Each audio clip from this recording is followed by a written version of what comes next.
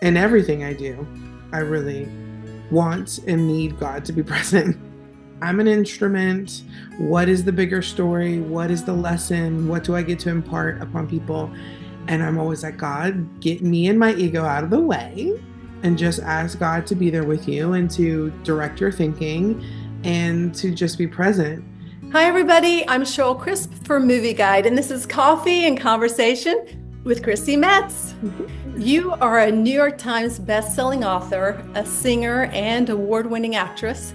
You're kicking off your brand new children's book, When I Talk to God, I Talk About Feelings. Chrissy, what inspired you to write this book? Wow. Well, the first book we wrote, When I Talk to God, I Talk About You, was really a simple uh, introduction to prayer for kids. You know, my grandmother, thank goodness, instilled faith at a very young age for me, and that has, I believe, transformed my life in the best ways possible. So after we were reading the book to so many schools and churches and kiddos, and they always wanted to talk about their feelings. It was so sweet. Like, I taught preschool and I have a big family, so I know that kids want to be seen and heard, and even as adults we want to be seen and heard, so it was just sort of this natural idea that progressed. And when we were gratefully offered a second book, I was like, this has to be it. There's so much to be gleaned from, whether it's the reader or it's the audience who are communicating their feelings, and to be able to name them and to feel confident enough to express them. I know as a kid I wasn't really seen or heard. I felt that way. And so I wanted to, as we say, treat the soil. So that was really the impetus behind the second book. Hmm. So I'm a big Chrissy Metz fan. I read this, it is amazing. And then I got your book too, and I love it. It's so beautifully written and illustrated. I love it so much. Yeah. How do you deal with everyday feelings that we all have, like anxiety, stress, fear? Yes, we all have.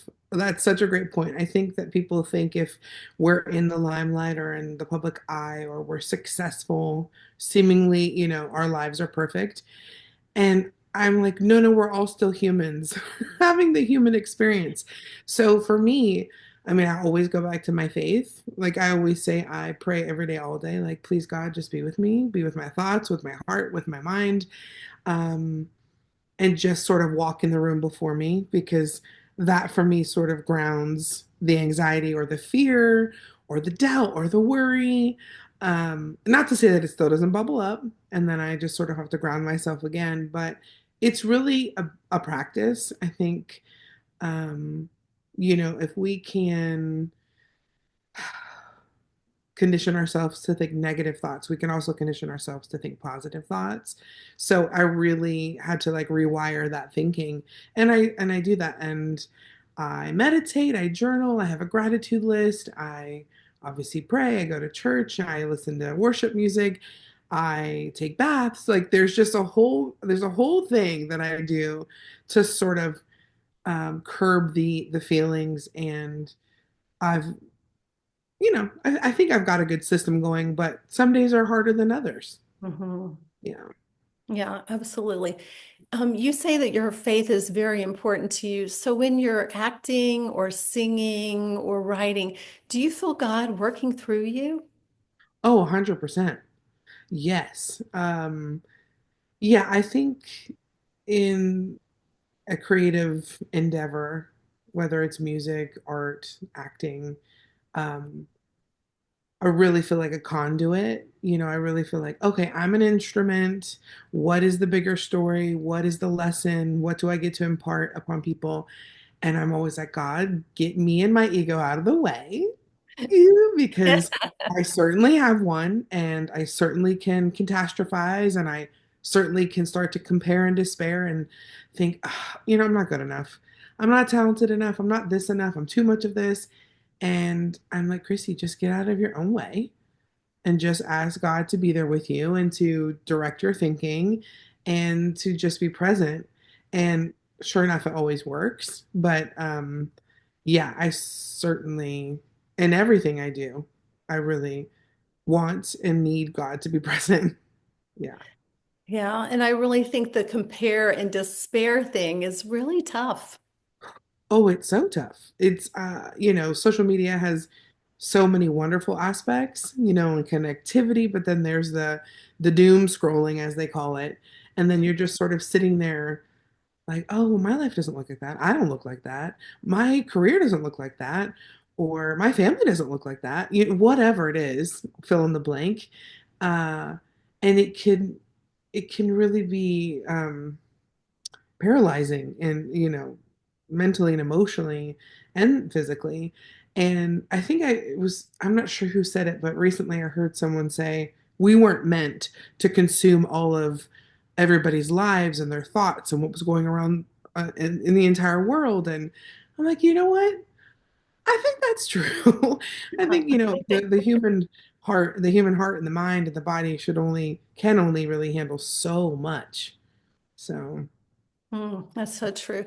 yeah. Chrissy, you starred as Kate Pearson in the award-winning This Is Us TV series for 6 years, and millions of people, especially women, connected to you. Was it sometimes difficult portraying Kate Pearson in front of the camera professionally and facing issues that you were maybe privately battling with behind the camera as Chrissy Metz? Oh, for sure. That's why I mean, that was certainly, that whole job for me was very providential. Um, I learned so much about myself. I healed so much of myself. And in turn, I think it really helped a lot of people in the world. I mean, I just did a movie in Cape Town, and there were people who recognized me and who were sharing their very intimate stories with me. And I'm like, wow, like this has such a far reach and such a ripple effect. Um, and the only thing I can do is to continue to be vulnerable and honest that I don't have this all together. And it was difficult, especially it was like my first big job. I wasn't sure that I was really worthy of the job. Could I really do it? The comparing and this despairing of like, oh, somebody has been working for 20 years and this is my first series regular job. So there was all sorts of different things that I was contending with that I just try to use through the process of the episodes and of the seasons. Certainly wasn't easy, but yeah, it was. I think it was necessary, and I think it helped. Yeah, it absolutely helps so many people. Yeah. As women, we often battle with identity and self-worth. Talk to us a little bit more about how we can turn down the negative voices and turn up the volume on the positive voices in our mind. Wow. Well, for me, it is one of those things where I really believe that it's not what we do, it's not the number in the bank account or on the scale or in our dress, but how we treat each other. And at the end of the day, how did you leave something? And I want to leave everything better than I found it. So if I come from a place of love, with love to love, and that's how I really believe that we were made. Um, and if you can just start from that place and you know that you're important, you're purposeful, it's not about, oh, well, I'm not as pretty as she is, or thin, as tall, as rich, as whatever. Every single, like, so many people have said like the rose doesn't compare itself to the gorgeous sequoia tree. There's no really need for that because they're both incredible in their own right. And so if you can, I don't know, just have a little grace and a little more love and patience and kindness for yourself, not only does it go a long way, but you then um you can't be mean, you can't be hurtful to other people. I think it's obviously, they say if you want to change the world, you start with yourself. And it's a process. I mean, we're here to evolve, but um, I think it's also focusing on the good stuff.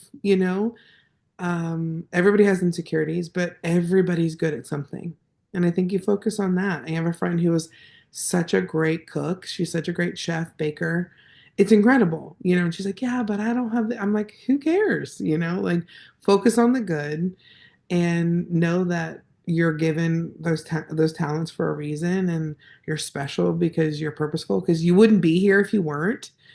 Um, so I think it's just trying to really be patient and kind and loving to yourself. And some people weren't, that wasn't fostered in their life, so takes some unconditioning to sort of rewire. Mhm. But just to be patient and kind, I think that is the most important thing.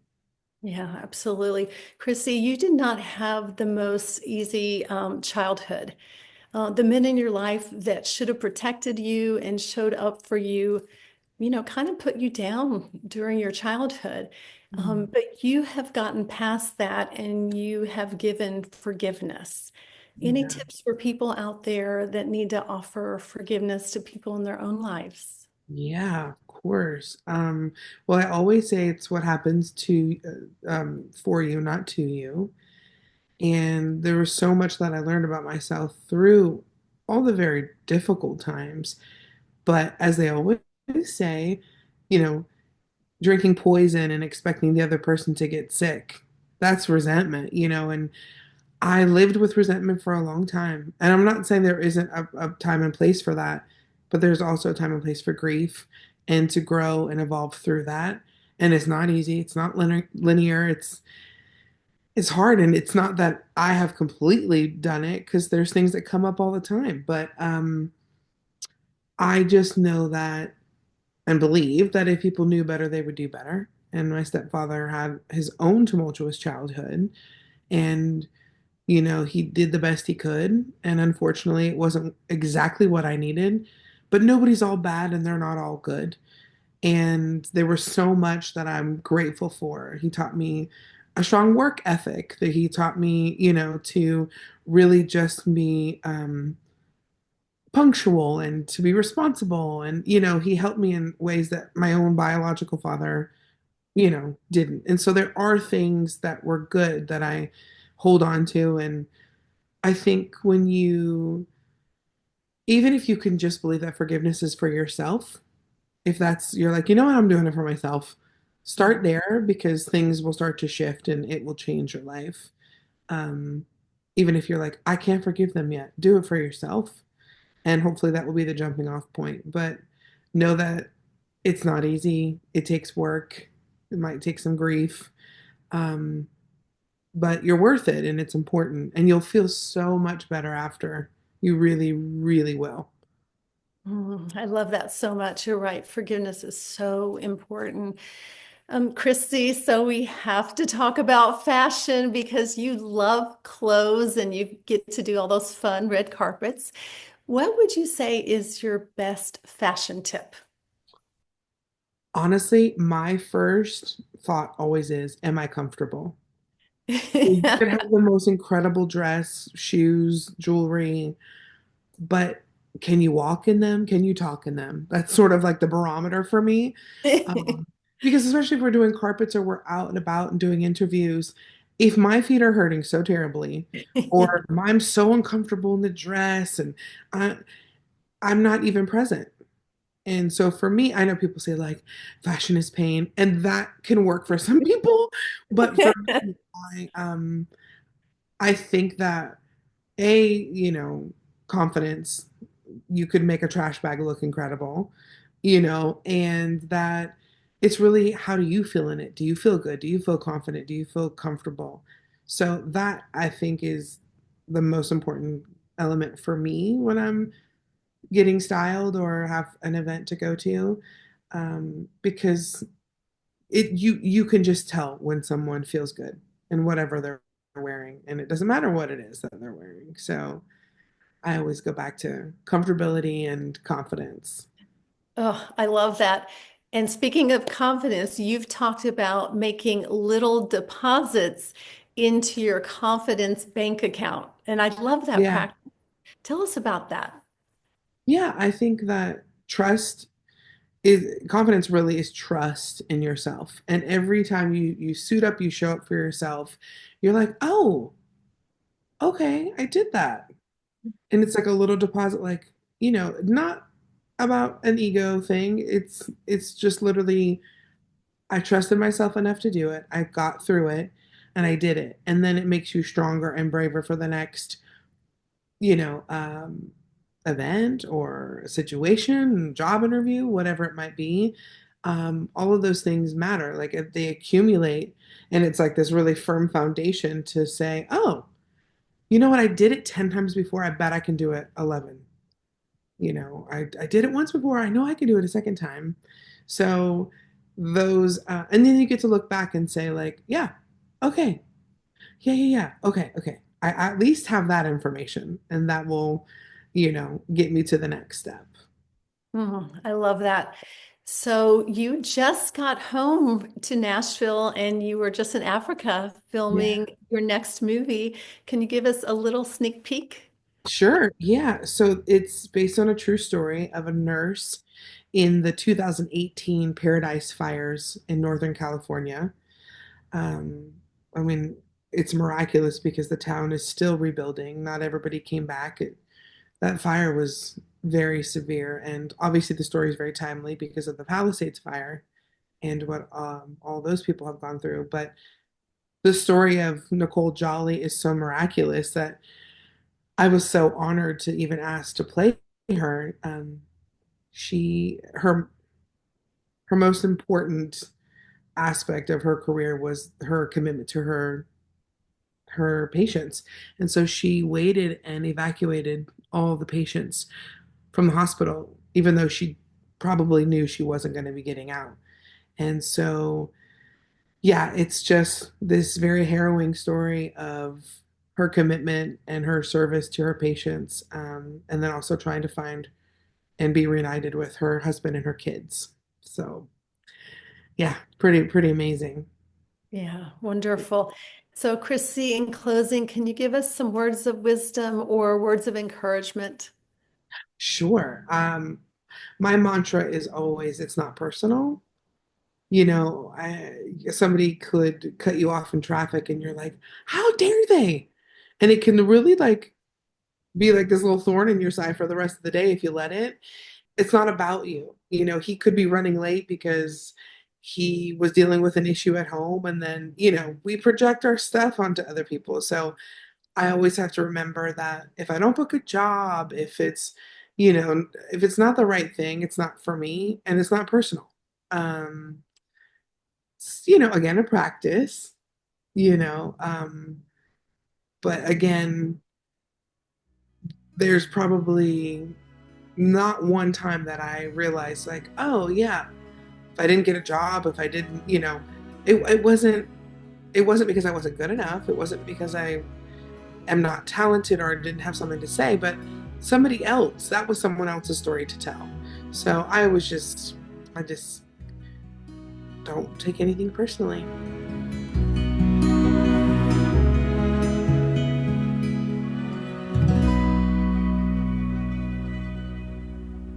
If you enjoy videos that follow your values like ours and you want to help us continue, go to movieguide.org/donate, because we're actually a nonprofit. You may not know that, but we're working in Hollywood every day to help families have more choices that follows their values. And also subscribe right now.